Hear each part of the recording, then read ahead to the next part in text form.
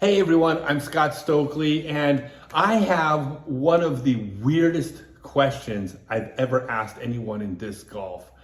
And this is not a joke, by the way. I am completely perplexed by this. I don't know the answer. I would love your all's help.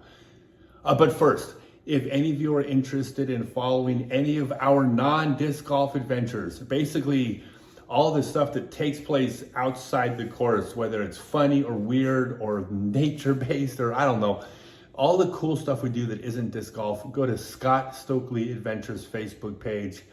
A lot of fun stuff there. Okay, so right now I am in Johor, Malaysia, getting ready for my first disc golf tournament in Malaysia. But last week I was in Batam, Indonesia, and we were laying out a disc golf course that would be the first disc golf course in Western Indonesia when it goes in. It's really neat.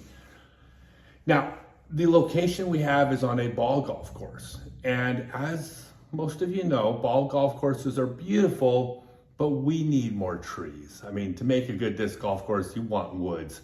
And this course is lined with thick woods. But as with most places in Indonesia, or Southeast Asia for that matter, there's monkeys everywhere. Like the first time we saw them, we were blown away. There's like monkeys in the tree. And then like 3 days later, it's like, oh, they're like squirrels. There's monkeys everywhere.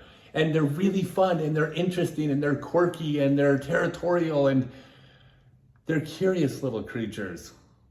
And by curious, I mean they are curious what these flying round things are that we throw.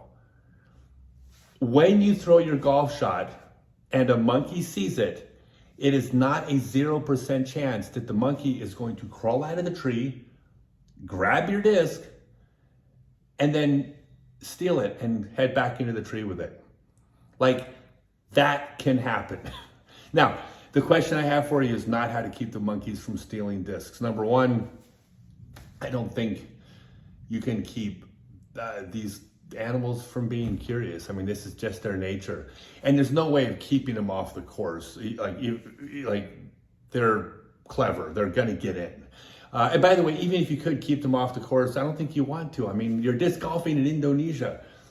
Playing disc golf with monkeys is kind of like part of why we're there, right? So that's not the question. Here's the question: if a monkey steals your disc, about the only way you're going to be able to negotiate with the monkey and get your disc back is by offering the monkey food. You know, if you give a monkey a banana or a candy bar, it's highly likely that it'll swap out your golf disc for a banana.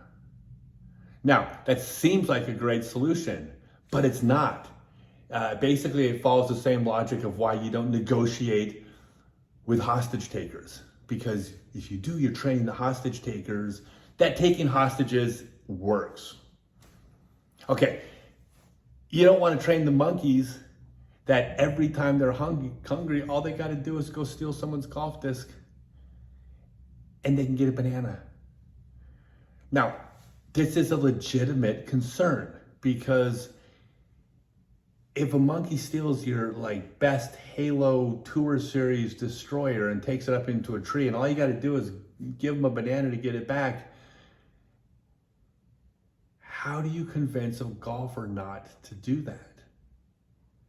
Because the minute disc golfers start trading food for monkeys and the monkeys realize the easiest way to get food is by stealing golf discs, the disc golf course could be rendered nearly unplayable. So that's my question for all of you. And it's a serious question. Not how to train the monkeys. We're not going to train monkeys. How do we train disc golfers when no one's looking and they're in the woods? Some monkey has your favorite $35 destroyer up in a tree. How do we train the disc golfers to not negotiate with monkeys? Please put your comments put your suggestions in the comments. Thanks, everyone.